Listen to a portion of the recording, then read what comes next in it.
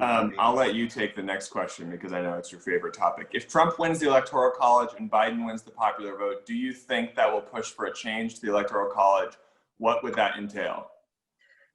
So it'll be, yes, there'll be a push to do that from the side that, well, in this case, you're saying it would be Biden's side, so the Democrat side, and that's not going to happen. It's not going to be successful. It's a very difficult thing to change the Constitution. You need 2/3 of the House and the Senate to vote for that. And the bottom line is that if the members of Congress from rural states, small states, will be very reluctant to give up a little bit of power.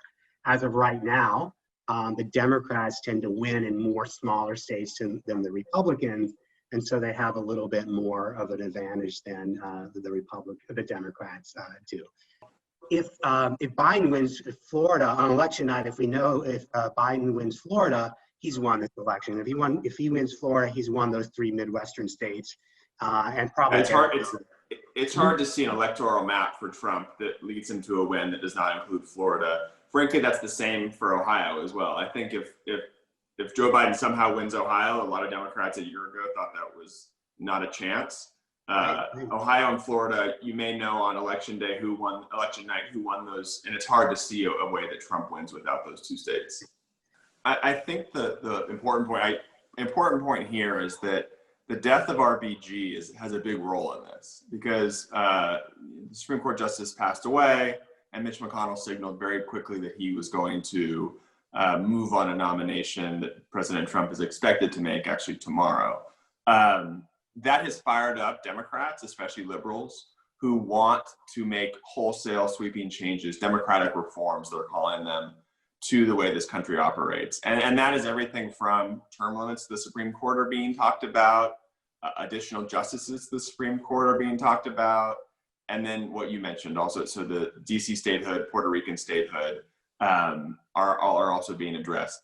I think that if Mitch McConnell and Donald Trump successfully seat a Supreme Court justice, which it seems like that's the odds are in their favor at this point, I think you'll have more of a push to do some big step like that. And I can tell you as the person sitting in DC right now that there are a lot of my neighbors who'd be very happy about that. So I think the whole debate happening right now about Donald Trump staying in office hinges on how close the results are on election night and what states the president is doing well in and what states the Biden campaign is doing well in. If Biden has a big lead on election night, I think it's very hard to see how that would happen. If it's a clear victory, it's just really not much that he can do, even through some lawsuits. But I think he will try that. But let's also keep this in mind that the Constitution says that his term expires on January 20th at noon or 11:59 a.m. on January 20th. The turnout people are more engaged than ever, and they're participating more.